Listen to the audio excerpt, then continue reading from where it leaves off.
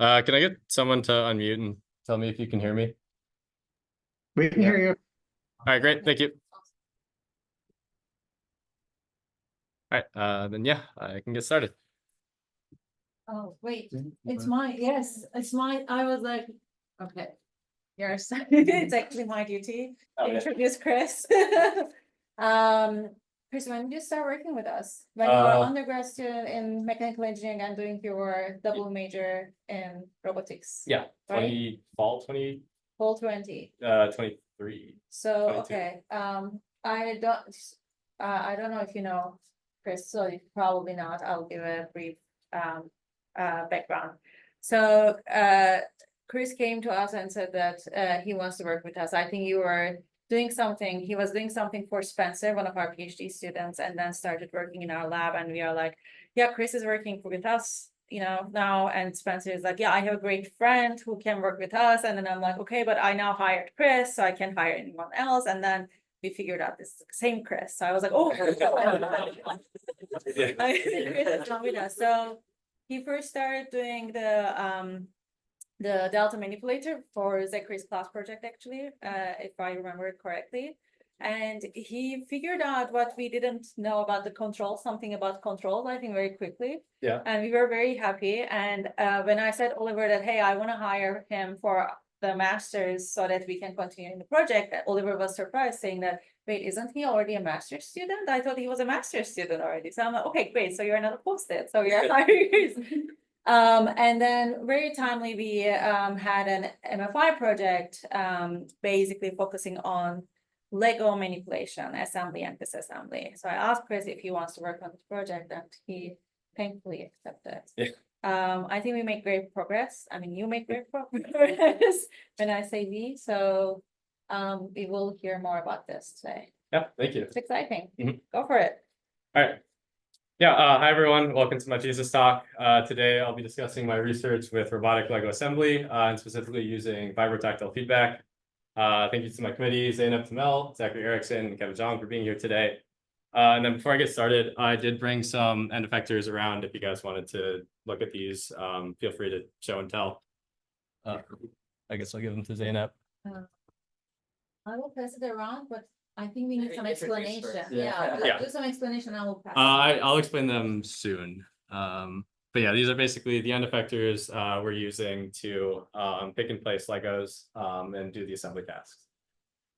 So the primary motivation for our work is that we believe industrial robots can solve the challenges presented by high mix, low volume manufacturing. So high mix and low volume refers to any task that has a wide array of different parts or actions that are needed to accomplish the task in a relatively low volume. So say like quantities of like 10 to 100 to 1,000. And these are very challenging because the high mix demands for a wide range of skills or fixtures and tools to be used.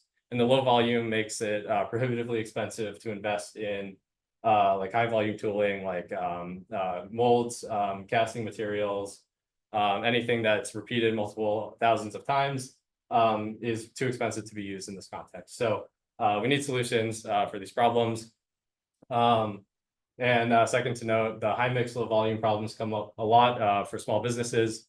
So businesses with very small order quantities or doing like custom design services for electronics or material part manufacturing. These are often custom and in low quantity and can be very challenging to do cost effectively. So these tasks are often outsourced overseas to human manual laborers because how complex they are and that they need to be done quickly. But we believe robots can accomplish these in the same way for a few reasons. First, robots are precise, fast, and repeatable. So this makes them very well suited for manufacturing tasks. They can repeat the same operation consistently 100 times, 1,000 times over the weekend. And they're already used on automotive assembly lines and in other places as well. Second, robots are programmable. So if you can tell a robot how to drill, how to face off, 10 millimeters of material, how to follow a contour line and make a cut, you can also program it to cut any shape, drill any series of holes. And this is good for these custom design tasks. Last thing, robot arms are very versatile. So this helps with the high mix problem. So a robot arm, as opposed to custom tooling, can pick up a tool, it can change out its end effector, And if we leverage machine learning, we can show a robot how to do a certain task, and the robot can handle applying that task to new scenarios it hasn't necessarily seen before. So for these reasons, we think that industrial robots can solve some of the challenges presented by high mix, low volume manufacturing. As for why we're using Legos, we see them as a very research-friendly analog for a lot of design tropes and features seen in assembly tasks. So peg insertions or pick and place tasks are some of the most common in assembly. Here we can see a robot assembling a motherboard or a computer. And these stud features on the Legos also provide a good peg insertion mechanism that we can study. Tactile feedback is also very important. Here in this video, we can see someone tightening a bolt with a wrench. And as you can see, the tension indicated by the color in the bolt is increased a lot with a very small, almost indiscernible change in position. So sometimes to successfully assemble things, you need to feel the force. You can't necessarily rely on the positions of everything. Third, inspection can be very important if you're bonding two items together. If you're connecting two electronics together, you want to verify that they are in fact connected. And because of the clutch force between two Legos, we can actually verify if Legos are in fact connected or not. Last thing is vibrations. It's very common design trope for assembled parts to have snap fit features or things that will click into place. Legos will also click when you press them together if they're a little misaligned. And we can use this signal to determine if we have successfully connected things or what kind of action we should do next. So some of the advantages that come with using Legos, they're designed specifically for assembly and disassembly. They use nominal geometry and lots of squares and circles. So this makes them very easy to plan around and use for assembly because it's a lot less work on us to develop the plans for putting things together. They're also robust to use and abuse. So as we continue to develop our actions, as we let the robot fail and succeed in different actions, it's okay, it's tolerable, and if things break, it's very cheap to replace. And some of the challenges that demand us to put attention into our system, Legos utilize interference fits. So when you place Legos together, you can't just stop anytime there is a force. You have to inform your system of what forces are acceptable or permissible. You can't just stop anytime there is a contact. The geometric tolerances are at the millimeter scale. So missing a placement by anywhere up to like 0.5 millimeter can cause it not to work. So designing a system that can tolerate errors of 0.5 millimeter that could cause the system to fail has been very important. And last, there's very low system compliance. So this means low flexibility. The Legos are rigid. The robot is very heavy, powerful, and rigid, and so is the build plate. So when errors do occur, if there is a misalignment, things can break very easily. And we want to make sure that a robot, when it does fail, it doesn't necessarily trigger its hard stops and require humans for intervention.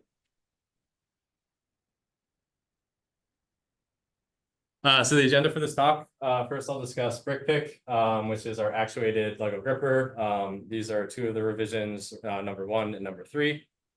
These are built to essentially emulate some of the actions found with our baseline passive gripper, but we want to be able to pick up larger stacks of bricks in a more efficient manner. Then we'll talk about some prior works in Vibro-Tactile sensing and what that is. Third, I'll discuss the Vibro-Tactile toolbox, which is our software package for doing these manipulations. And last, I'll go over our Lego assembly results and some of our data. So for context, this is a video of the Lego assembly testbed at Mill 19. So this is the large project that we live within. So here in this demo, an autonomous mobile robot or an AMR will deliver a pallet or Lego build plate. The robot can take that build plate off, move it into its own workstation. Here we can see it's doing its assembly task, moving Lego stacks from one plate to another. And here it's important to note that the passive gripper, it can pick up the full stack or it can pick up the top brick of a stack. It cannot pick up like half the stack or 3 bricks out of the stack. So one of the things we want to improve upon is being able to pick 3 out of 5 bricks out of a stack or 2 out of 5. Because right now, this end effector can only manipulate the tower as a whole or just one at a time. And once it's done, it can move the build plate back to the AMR, which can drive it off to a different workstation for a new task.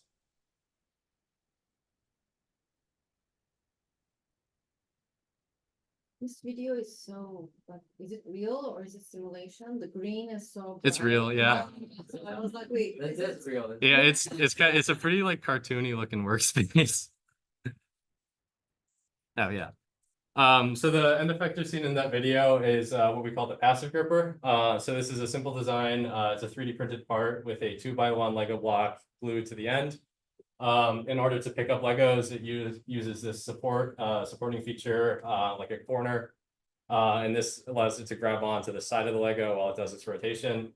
It also has a small chamfer near the tip, so if there is a misalignment, it could help guide the end effector into the Lego and tolerate some more error. To pick a Lego up with the passive gripper, first the gripper is driven downwards into the target Lego, connecting the studs together. Second, in order to pick up the Lego, it's rotated towards that supporting corner about the bottom edge of the Lego. So we want to separate the bottom studs of the target brick from the build plate. In order to place the Lego, we rotate in the opposite direction away from that supporting corner. So we don't want the end effector to be connected to this face here. And we rotate above the top corner of the Lego because now we want to separate these two faces from one another.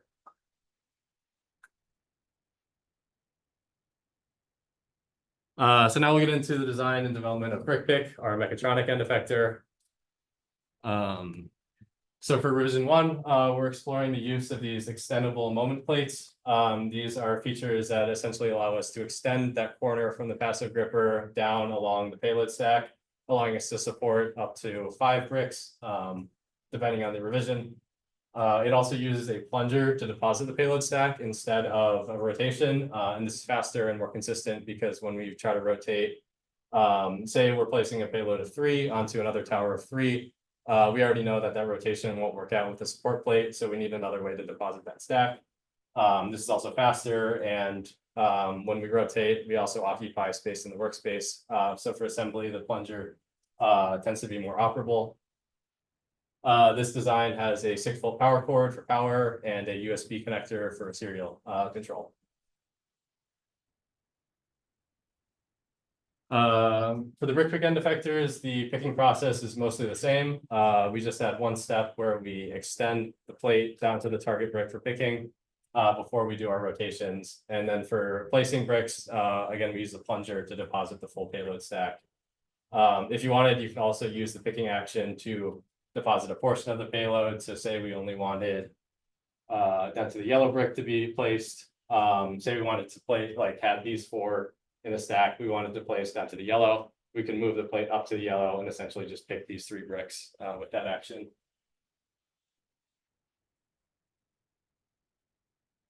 So here's a brief demo of the controls for the end effector. So first of all, we can command all the actuators to go to specific places in millimeters. This is done to test whether or not like the best place, where the best place to put the plate is to pick up a certain brick. We can also command each plate to go to a predefined place for each brick. So if you wanted to pick up brick number 3 with a short plate, we can go there easily. We can also deposit the payload with the plunger and raise it back up.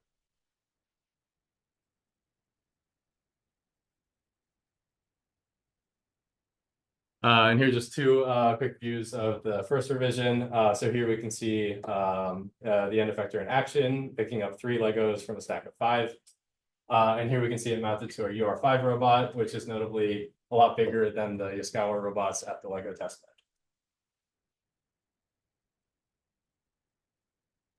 So revision 2 seeks to shorten the first design to make it more usable for the Yaskawa robots. And we do this by swapping the linear actuators for the side plates for a screw and rack design. We also want to reduce the cord count because of all the sensors present in the testbed. So we add a battery and a Wi-Fi antenna to remove the need for a cord for control and for power. We also had a mounting site for the stereo camera that was seen in the passive gripper. So looking at how we accomplish the shorter length, we can look at the design of the rack and screw actuator. So this is essentially what's going on the inside of a linear actuator. There's a motor to rotate a screw, and then there is the moving element of the linear actuator, which has like a rack or something to mesh into that screw. We shortened our design by, instead of having the moving portion and the plate, we essentially collapse them into the same part. So now the rack is onto the actual moving plate, It's only about 2/3 of the original length.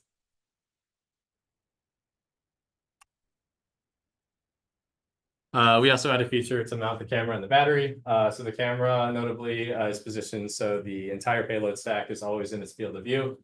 And the battery slides into this little compliant collet, which just has these 3D printed prongs that will press it into place even while it's inverted.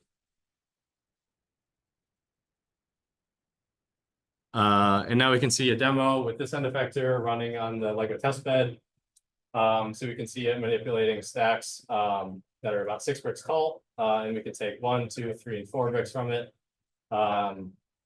Something to note here is that it's shorter, so it's usable by the robots, but the footprint near the end of the tip of the end effector is very wide. So there are a lot of workspace constraints. As soon as this end effector needs to get close to the build plate, we need to make sure that there are no Lego bricks surrounding it. So the large footprint is a big drag on operability. And something else to notice at the end of this demo, we can see there's some misalignment between the payload and the build plate. So here, these Legos are not actually completely connected. This is a challenge that we are dealing with later with the toolbox and software. But as of right now, one of the biggest challenges with these demos is making not being sure what to do once the Lego fails to be placed correctly.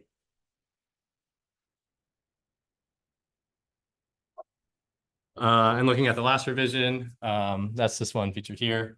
Pass around. So this is just a polished prototype of the second revision. So we use a PCB instead of soldered electronics. This is smaller and more consistent. We use resin prints for the screw rack instead of FDM printing.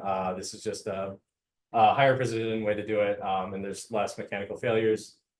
We also reduce the part count and the overall size, and we give it a more conical shape. So near the tip of the end effector, the size is much smaller, and this gives it more space to work when it's near the build plate.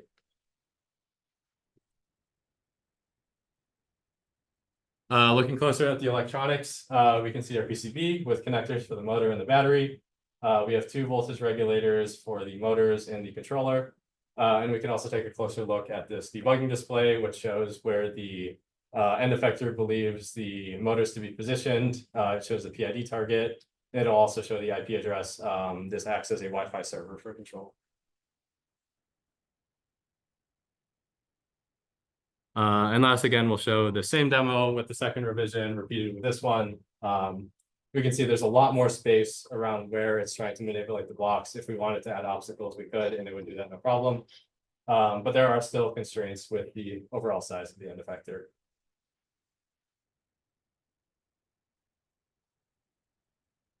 And last, we can just compare the development of all 3. So we start with the passive gripper. It's as small as it can be. We then look at revision 1, which is too long to be used by these robots.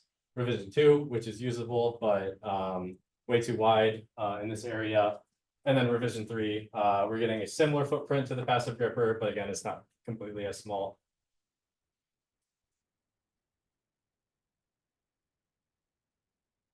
So some of the key takeaways while developing the brick pick end effectors. First, just learning that connecting features are a very useful feature for your objects if you want to transport multiple at once. Second, supporting workspace objects while they're being manipulated is very, very helpful strategy. So ensuring that even if you want to grab a brick at the top of a stack, finding a way to support the other ones that you don't want to grab is also helpful for manipulation. For operability, the overall size and footprint of the end effector played a huge role in defining what made for like a good end effector and what made for one that could be used without too much attention to what the workspace looks like. And then lastly, for integration, reducing core count is always helpful for sensory-rich systems. When we put it onto the robot, there were about 4 cores already, so another 2 would have been too many. So moving on to the software section of my talk. So as we saw in some of the demos, failures would occur when the robot incorrectly tries to place a Lego, or if it's located incorrectly. So we want to find ways to overcome that challenge and see what we can do after the robot fails to place it in the right spot. So we're motivated by the fact that assembly requires a ton of different senses to do correctly. So proprioception or force-based sensing is used to force connectors together.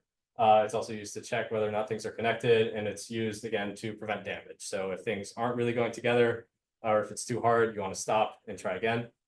Sharp changes in state, such as like position and velocity, can produce clicks and vibrations, which are really good indicators for when things have been correctly set into place. And then vision is used to find objects, to locate where they should connect, and to inspect connections to verify that the assembly has been done properly. So the Vibro-Tactile toolbox is our software package to try and handle all of these things.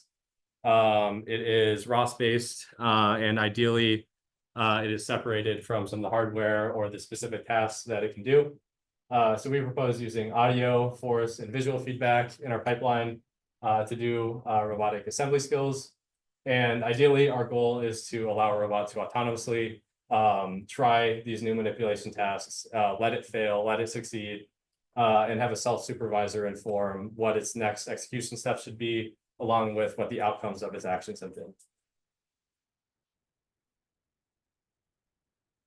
So one of the major prior works driving our research is one in fused Vibro-Tactile feedback for food cutting. So in this paper, we have contact microphones mounted to a cutting board along with force reactivity from the robot. And we use the forces and the audio to determine what kind of food is being cut, as well as when the knife has contacted the cutting board to signal that the execution of that action should be stopped.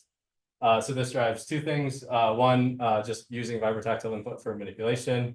And second, using alternate signals aside from the joint poses to terminate a robot action. Another driving paper for this is a study in audio-based contact classification for agricultural robots. So in this paper, they mounted contact microphones to a robot that's designed, I think, to pick apples or cut leaves. So this one, when it makes contact with foliage, it can classify if it's a leaf, if it's a twig, or if it's a branch. And based on this audio classification, it can inform the system of if it's hit a twig, no problem, just keep moving. If it's hit a branch, it might not be able to finish the motion. Then it should execute in a different way. It should go back, scan again, and replan. So this is driving another two things: audio-based classification from contact events, as well as using these classifications to inform future steps for execution. So looking at our hardware setup in the Robot Training Center, this is the Yaskawa robot shown in the demos earlier. Our key sensors here are a side camera. This is used for the visual outcome detector. We have a force torque sensor mounted to the wrist of the robot. This is to measure the forces and torques experienced by the end effector. We have a wrist-mounted camera, which is right now just used for recordings and data. And last, we have our piezoelectric contact microphones mounted to the end of the end effector, and these can pick up on vibrations experienced through manipulations. So our approach to designing the toolbox, we want to separate the core skill execution for robot actions from the hardware drivers and the overall high-level skills that it's doing. So we do this by implementing all the hardware as ROS drivers or wrappers, and these only communicate with the toolbox through ROS messages. Here is our core, which handles the execution of a skill, and it can do so autonomously. And the last layer are the skill layer. So these are the high-level instructions that tell a robot to place a Lego at a location or pick it from a location, etc. So before we move on, I just want to show to prove out that why audio is reasonable. Two tests where we show a successful placement and an unsuccessful placement. And here we can see the difference between the audio response.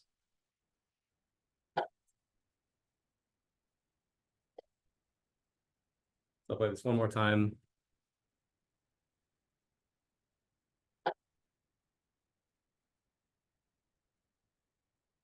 So with the success, we can observe a very concise and clean click when it reaches the right spot and when it's removed from the build plate.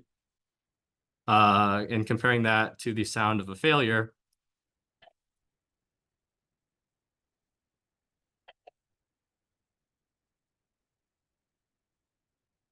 Play this one more time, but we can see it's a very different sound. It's more creaking and scratching.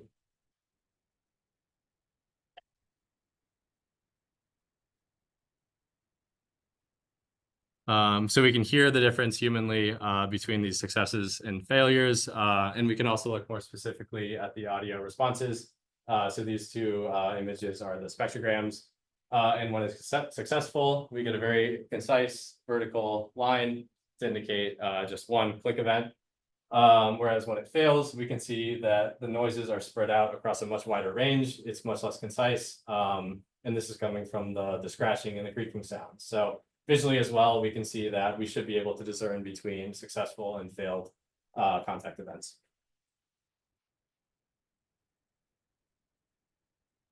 So looking at like the core of the Vibro-Tactile toolbox, we have four main things going.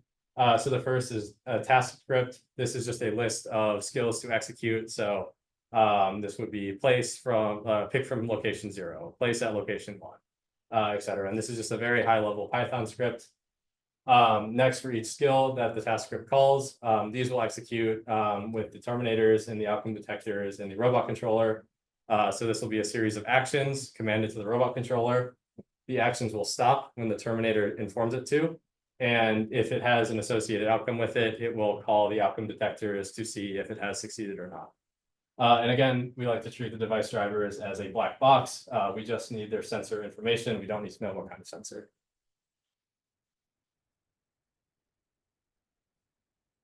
So for the outcome detectors, this is how we implement self-supervised labeling. So we have two currently. We have a visual outcome detector. This uses a side camera and a fine-tuned detectron model to detect where Legos are in its vision space. So here we can see two Legos are here, and they're connected. So this is how the visual outcome detector can verify that the placement or the pick has been successful. For the tactile outcome detector, this one has an associated probing action. So when we connect the end effector to the build plate, we will then drive it back and measure if there is a reaction force or not. And depending on whether or not there is a reaction force, we can verify that there has been a successful connection. So for collecting our data, we wanted to do this as autonomously as possible. So we wrote open loop skills with a pre-programmed failure. So this would be placing a brick at a location, but also adding a 2 millimeter perturbation in a certain direction. So this would force it to fail on its first attempt. But past that, it was closed loop, and we would let it correct after that. So once it would try the first action, if it fails, it would label that as a failure autonomously and reattempt the skill, this time with no applied perturbation. And then depending if the second attempt failed or succeeded, it would mark that as a success and then continue going. So this way it was slightly open loop, but also autonomous and self-supervised. We use the outcome detectors to label every trial. So when we test out a connection action, we can use the outcome detectors to verify that all the data associated with that action is a successful or a failed trial. And then we use threshold-based terminators and outcome detectors. So here is a trial where our initial error is that there's no contact with the build plate. So first we drive down, we approach it, and we see that they start disconnected. So this must be a place task. Then we drive down and we see there's no connection, there's no force, there's no audio signal. So it must retry the skill. This time it has the right spot to go to. So it'll go down, we stop because there's a Z force. It pulls back up to verify the connection. And once it's verified that they are connected, it can proceed with the rotation to finish placing the block.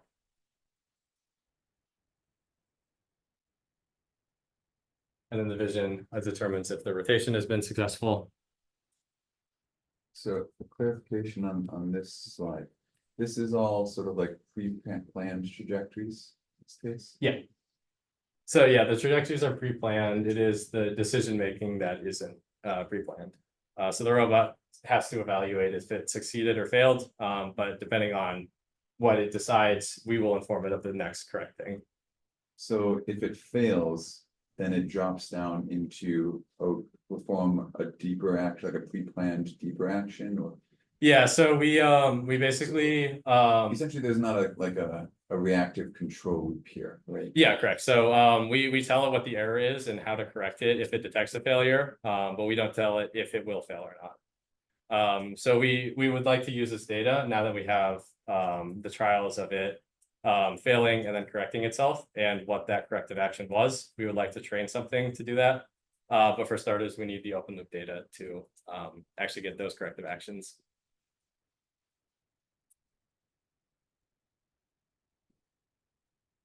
Yeah, of course. And here's a second trial. This time, instead of not making contact, it's actually misaligned.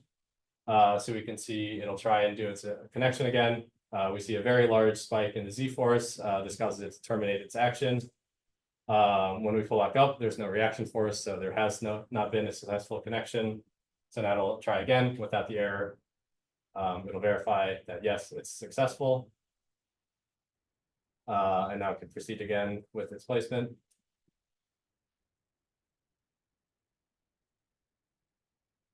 And the vision labels the final outcome. So some of the key takeaways from the toolbox. One, breaking skills into many small parts was really helpful for helping the user basically set execution parameters. So do this action and terminate based on the force or the audio or the joint position. Bootstrapping was something we had to use to sort of build up the toolkit. So starting with purely open loop things, using open loop data to make like thresholds and safety guidelines, then proceeding on to the self-supervised but still open loop data collection, which we eventually hope to fully close the loop. For termination, using force-based termination was really helpful for repeatability. So ensuring that not only that things are theoretically in the right position before they proceed with the next action, but also that the forces between parts is consistent between actions, made this much more consistent. And then also allowing us to configure the terminators. So we, depending on the action, we can terminate from a different sensor signal was helpful. And then for the outcome, something notable was that sometimes you need a probing action to evaluate the outcome of something. So you can't always immediately know if something has been successful. Sometimes you must do an action and do a secondary action to check if that first one has been good. So just to summarize some of our results. So BrickPick, this new end effector can manipulate a payload stack and take portions of a tower, unlike the passive gripper. It's very efficient for loading pallets. So in the system of 4 robots, it could be used as the robot to build up all the materials onto a build plate and then pass it off to a more dexterous manipulator. On the Vibro-Tactile side, we made a self-supervision framework for real-world rollouts. So this lets us actually start collecting Vibro-Tactile data that we can then use to train models. We also collected a Lego assembly data set and trained an audio classification model. We just haven't deployed it in the real world yet. So for the future, we want to deploy the model. We got it to about, I think, 95% accuracy. So we expect it to work well. It's just getting it to do the real-time inference is challenging. And we'd also like to add servoing skills that can be terminated by audio signals. So rubbing the Lego on the build plate until it hears a click into place could be another very useful way to use this audio classifier. So with that, I'll just leave a quick summary of our contributions, and I'm happy to take any questions. Thank you.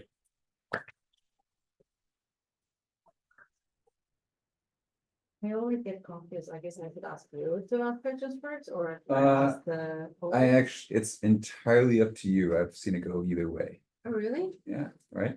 Whatever you have a preference, yeah. Is it- I mean, we're gonna all ask questions eventually. I think I've seen more common where the advisors will ask questions first, but you go either way. Oh, okay, that is not my experience. Oh, okay. So it's actually the furthest away committee member. Oh, sorry, I meant the committee members would ask first and Okay, then okay, general yes, public. so that's what I was. Yes, okay, yes, Okay. yeah. Please. Okay, I've got a number of questions. The first one, so on slide 6. Yeah. It's a video. I'm curious what's going on here. In the sense that what's the robot control? Is it using sensing? Is it doing this manipulation of the bricks without any sensing, open loop, closed loop, yeah. Yeah, so in this demo, the robot controls are all open loop. So this is an open loop demo. Again. Oh yeah. So a large part of this project was one, like the scheduling and collaboration of different levels of factory planning. So one of the things was they wanted like 3 levels, scheduler at the highest level for controlling all the robots. They wanted a second level that was like material transport. So that's the mobile robots, scheduling when to bring pallets around and where to go. And then the last one is the workstation level. That's the robots doing the manipulations. So this first demo was more about getting the levels integrated together. So all the robots are open loop. These were just tested multiple times until they worked. And then we didn't get to closed loop until we started working on the Vibro-Tactile toolbox. Yeah. Is it also, sorry, clarifying, on top of it, is it also true for the passive gripper? Yeah. You say true for the passive gripper. Like, is the Vibro-Tactile toolbox will the Vibro-Tactile toolbox be used also on the passive gripper? So we actually only use it on the passive Okay. gripper. I never tried it on my stuff because I didn't want to break it. Well, Well, you made it, you can remake it. Yeah. you don't really break it, like you just throw on a piezoelectric sensor like right at the end. Yeah. Yeah. Yeah, well, so the microphones do fit on it. It's just that while we were developing the skills and stuff, sometimes it would just drive through. Sometimes the force torque sensor would stop reading signals because the ADC would stop working. So there were some critical failures where we did break an end effector or two. Okay, thank you. So another question I had, so so the Vibro-Tactile toolbox allows you to kind of capture these data sets. And you started looking at training models for doing like classification of like success failure cases. If you had more time, how would you imagine adding this Vibro-Tactile or kind of like vibration sensing in the robot control model? Yeah, so the first thing that we had plans to do basically all summer was getting the audio-based classification. So the first thing we wanted to do is, now that we have this data set of the audio associated with actions, along with the labels coming from the outcome detectors, is make it so that we can turn off the camera, we can turn off the force, well, we can't turn off the force torque because the safety stuff, but basically seeing that, can we determine if it's successful or not purely based on the audio? So that would be the first step. The second step, I think, would be very similar, seeing if we can get the robot to terminate based on audio. So this wouldn't be, this would be more of like a live thing. So we would need to find a way to like scratch the Lego against the build plate. And that kind of loops into those like servoing actions that I touched on, where it's instead of trying to train a network to determine what the corrective action is, just giving it a servoing action and letting the audio determine when it should stop. So that's a little less strain on the kind of controls and planning side, because one of the things we think is going to be a challenge with like the replanning is if you try to insert a peg and you're off by a certain amount, you can know what distance you're off by, but you don't really know which orientation you're off by. If you're putting like a circle into another circle. So trying to infer the replanning is really hard because without a vision, you don't really know what direction it is. And if you can use vision, you should already be able to like plan it out where to put it. So we would think like looking into servoing motions to basically terminate on force or audio to search for the right spot. Right.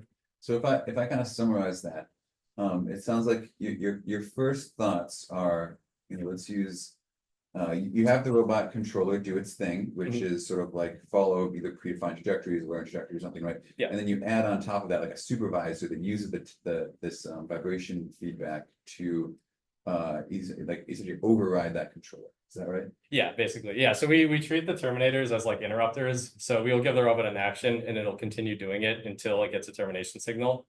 So trying to use the audio to terminate rather than to inform what to do next. So what about, have you thought about scenarios where you're able to use the tactile feedback during the control loop, right? So the, let's say it's like MPC, right? Or you have a dynamics model that's making these predictions, and you're able to do kind of like reactive control, right? Have you thought about anything like that with these tactile sensors? Yeah, so nothing implementation specific about that. But I think like in the back of my head, some kind of policy. So during the rotations, it's pretty common to see the forces like spike up in the middle while it's going, because it'll try to like force a Lego through another one. Trying with like a simple policy where it's like maybe some sort of force minimize rotation would be helpful, I think. So yeah, something basic where if you know a normal force is coming from a direction, trying to drive away from it a little bit, that could be helpful and a little more simple. Past that, it's not something we've looked into too much yet, especially with the industrial robots being so like heavy and hard to control. Cool. So I have another one, which is, this one's maybe a little bit more tricky.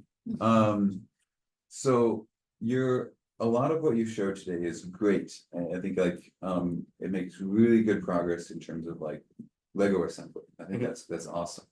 But also at the very beginning of your talk, and kind of also at the end, you alluded to like the motivation, which is like more like dexterous manipulation, like kind of assembly tasks, not specifically Lego. So just in general, if we do like more dexterous or like the low volume, high mix assembly and manipulation.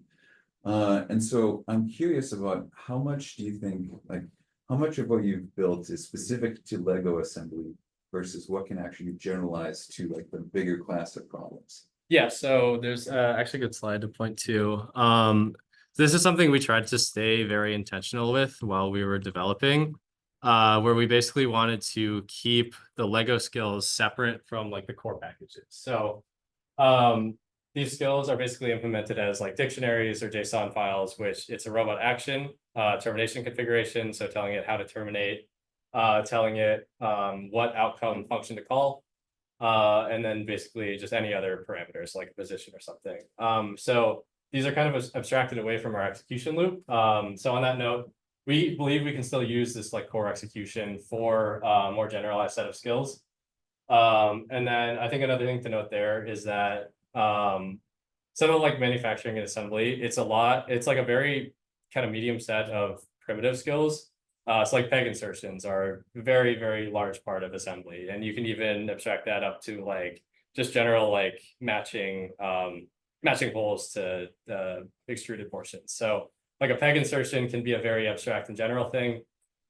Same with like a screwing motion, same with like a prying motion. So we think that as we kind of move away from Legos, move into like NIST board, where these are still peg connections or still like, connections that happen, trying to abstract this, trying to collect more data from more connectors. So if we trained it on Legos, electronics, gears, bearings and shafts, if we have a huge data set of lots of different types of common peg insertions, maybe we can classify any peg insertion. So looking into more general motions would be how we would try to do that. Cool, thank you. That's good. So I have one more question, if that's okay. Yep. I'm curious, from your opinion, what's next? Either in the sense of, if you had more time, what would you like to work on next? Or what's still unsolved in either Lego assembly or like Vibro-Tactile integration? So I think next steps, I think we're kind of reaching a point, especially with the end effector development, where if we continue to look more into Legos, we're probably overfitting our solutions to Legos.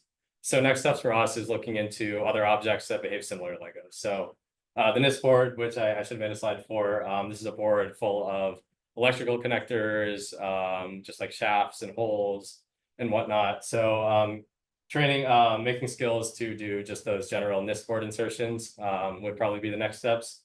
And then once we can also do, the same data collection pipeline on those tasks, we can get that data. So yeah, trying to expand the object set, I think, keeping the actions the same, but more objects. Thank you. That's okay. Yeah. Great talk.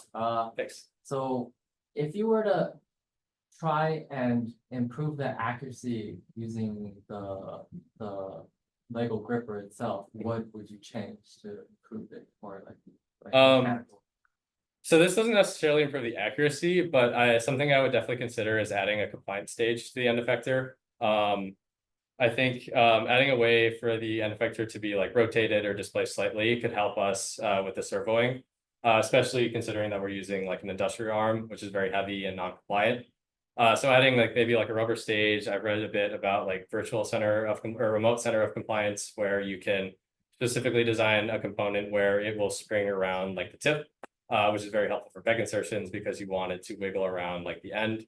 So I think looking into like compliance and how that can help it fix misalignment passively would be a good way to start with this. Other things for accuracy, I think starting to try and use the wrist camera to localize before it tries the insertion could also be helpful. Because right now we're doing planning just based on open loop stuff and registered positions. If we can drive over the Lego that we want to connect to, first take a photo and determine, all right, we need to move left by 5 centimeters and vertical by 10. That could be a very effective way of closing the gap as it plans like the last mile of execution. Also, like you've moved through the various iterations of your prototyping. If you were to help out a new master's student that was doing something for, let's say, a lot of screw placements, or like have to like keep doing screws, what do you think was the biggest like I guess it's inspiration or knowledge you've learned through this prototyping process? Yeah, so one of the things all the iterations are very different. The first one is pretty clean but very big. So I took that as like a proof of concept. So starting there was helpful because I didn't have to waste too much time on any of the specifics. I could just see, does this general design work? Second one was forced to work for a demo, super ugly, but it worked. So just figuring out what are like the nitty-gritty details that I must have to make this effective. And then the last one was, now that I know exactly what I should be building for, how can I refine it? So I think taking that kind of trajectory for development was really helpful because I didn't waste time on refinements that I didn't need. And then I waited until I knew exactly what I should be designing for before I refined everything. So taking that design path was really helpful.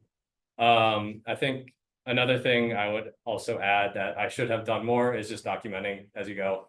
There are a lot of times where, especially when I was getting documentation for this talk, where I went to go set up some of the old end effectors. I didn't know how to do it, and it took me like a day or two to read my old code. So documenting for yourself and for others is also very helpful.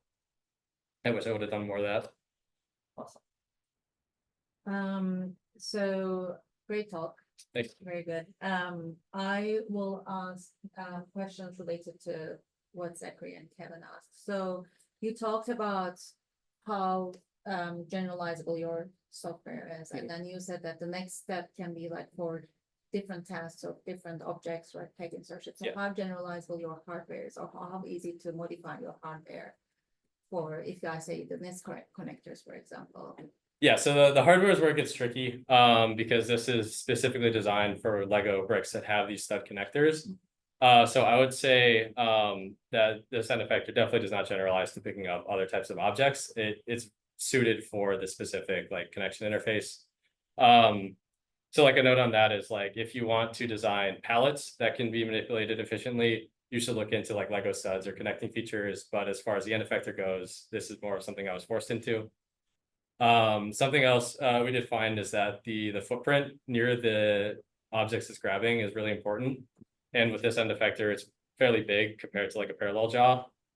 So one of the things I was thinking about is like, if we were using a parallel jaw gripper, we would be able to use get different connectors, and there'd be more alleviations to the workspace. So maybe trying to design an end effector with just one specific connection interface isn't always the best, unless you are intentionally making your workspace fit that criteria. Another thing I had in mind is that you said you use your Vibro-Tactile toolbox for the passive gripper, especially from the audio data perspective. If you put your microphones on the active gripper, you will also have actuator noise. Yep. Did you think about it, or what will be a nice? Yeah. So the PID controllers are basically, so this is basically structured as like a service. So when you want to drive it to a certain brick or location, you tell it to do it, and it will tell you when it's done. So this way we can make sure that the motors aren't running while we need the audio to be working. So we'll put the motors first, and then we'll start listening. And we can do that because our terminators are configurable, so you can tell it when to start listening and when to stop. So that's one consideration. The other, I guess, is just some attention to the PID, making sure that when motors get close to their target, they don't start humming and whining because of friction or whatnot. So just some extra attention to the controller to make sure that it doesn't produce excess noise when it's close to its target. Because realistically, these don't experience too many forces; they just drive to a location, and they're held in place by the high ratio between the motor and the effector. So yeah, just making sure that there's no excess PID thrashing, and that they're driven before the system starts to listen for the audio. So this is a very premature question. So you said we can increase the accuracy by making the end effector a bit compliant, right? What about what would happen if we only make the Lego compliant, like the Lego on top of the end effector? So it is used during the rotation, so you can actually see But that would not help with the rotation. yeah, it might be possible, but you can see there's a lot of examples of that brick getting warped over time, so I actually had to like pull it out and replace it. So I believe there would be a lot of pressure. Yeah, you can see Like that little white brick. Is Yeah. especially on these. So I think that normal force is important. Because also the Legos need to be rigid because there's like that clutch force between studs and exterior hull. So if it's too flexible, they won't actually stick together. Well, you can increase the friction and you can still make it work with a flexible resin. But Yeah. this is, I think, a bigger issue. Yeah. Metal Legos work. Metal. Yeah, maybe we can do that. Okay, wait, I had two more questions. What was the most fun part? Most fun. I was really excited about the PCB because I'm a mechanical engineer and I've done software for this, so I've never done that before. Yeah, because this is by far the least ugly electronics I've ever made. So, that was pretty exciting. Okay, cool. And if you start over, what would you do differently? If I started over, I think thinking about so one of the biggest mistakes I kind of identified retroactively when I made this last revision is, so if you look at revision 1, it's a ton of these like 2.5D parts that look very easy for a printer to make. So this part is separate, this part is separate, this part is separate. So they're all flat in 2.5D to make the printer happy. That ended up being a mistake because when I made this one, I just collapsed it all into one part. Things didn't have to fit together. There was no issues with tolerance stack up, and because it's 3D printed, you can just use supports and make weird geometries. So this is basically just one part and then a second part on the bottom.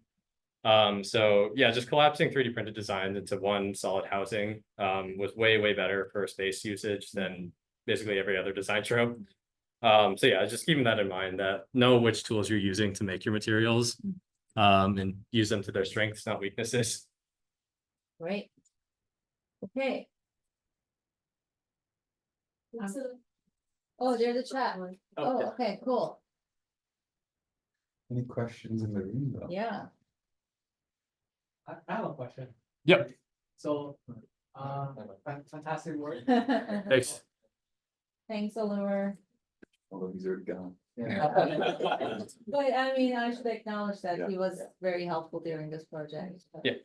Yeah, so it's kind of going the other direction. It's a more specific question about Lego blocks. I know you wanna, the ultimate goal is to generalize this to different kind of technique circuit tools. Yeah. But for Lego blocks, there's also not just the 2x4s, right? There's also many different blocks. So what do you think needs to change?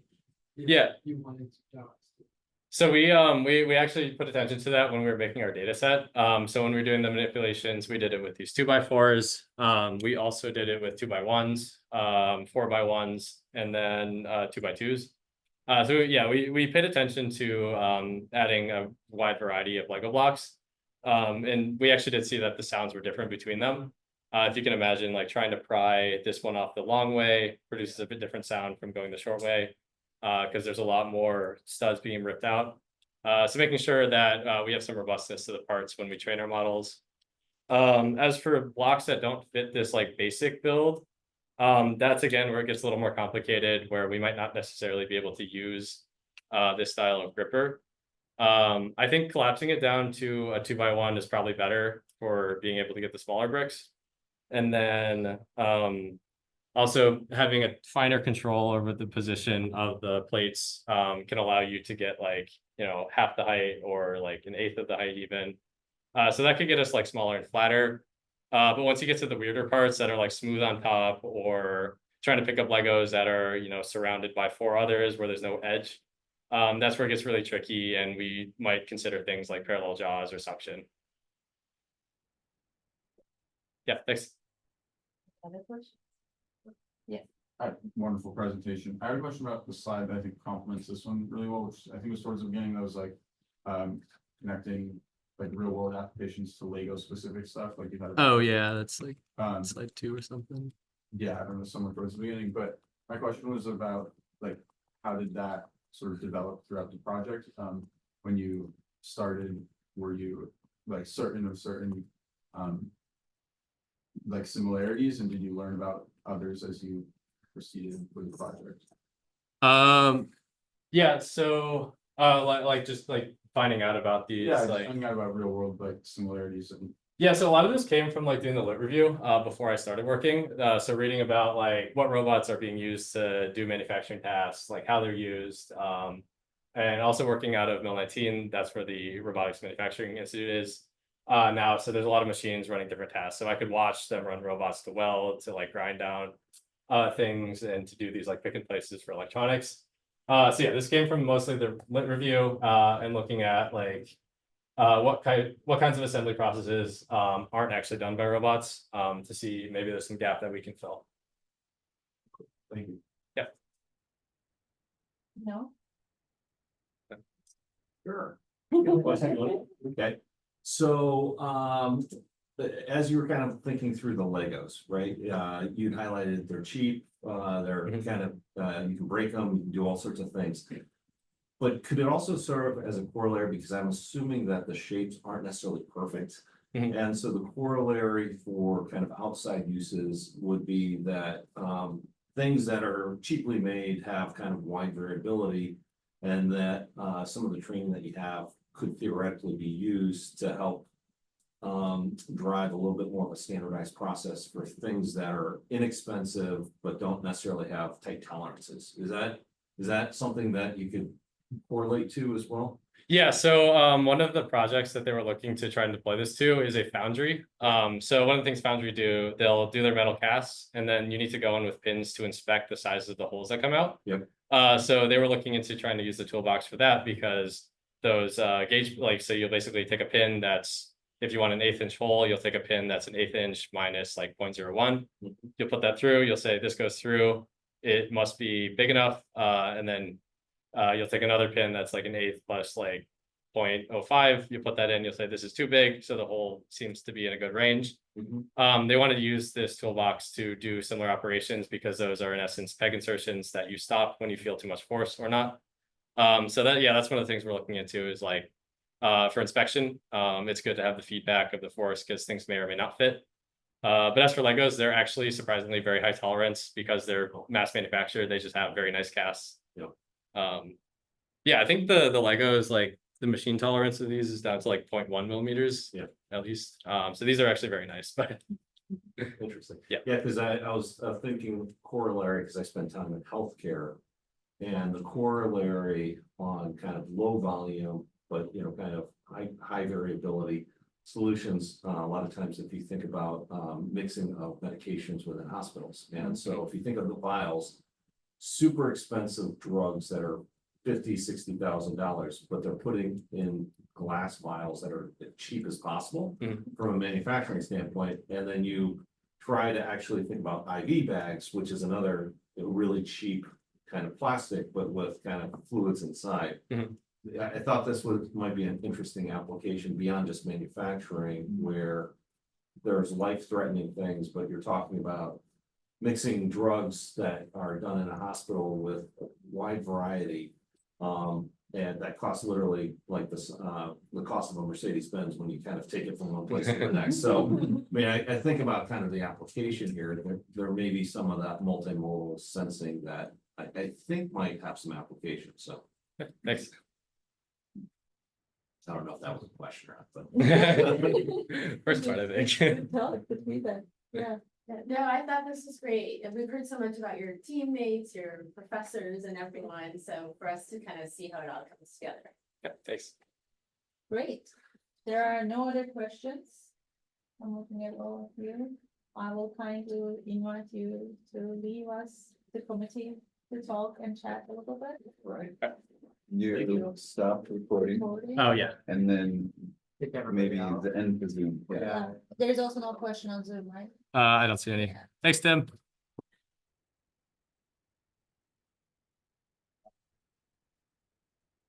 There is.